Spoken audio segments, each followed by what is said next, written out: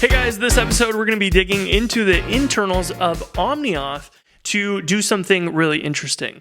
So what we are dealing with as a problem is basically anytime you have OAuth and you log in with some account, for example, in this case with GitHub, it will redirect you to GitHub. GitHub redirects back and gives you an access token, and then you hit their API and say, hey, who's the current user?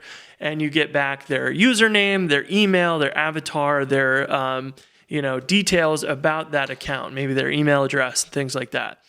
But what happens is potentially that user could change their GitHub username, and then your database would have their old username, and when you hit their API, GitHub asks for the username for certain actions, and you would give it the old username, and it would give you a 404 back.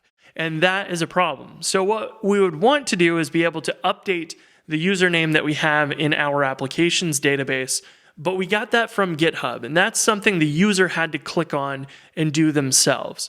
So how do we update this without having to rewrite our own client interactions and then go edit the hash that OmniAuth gave us?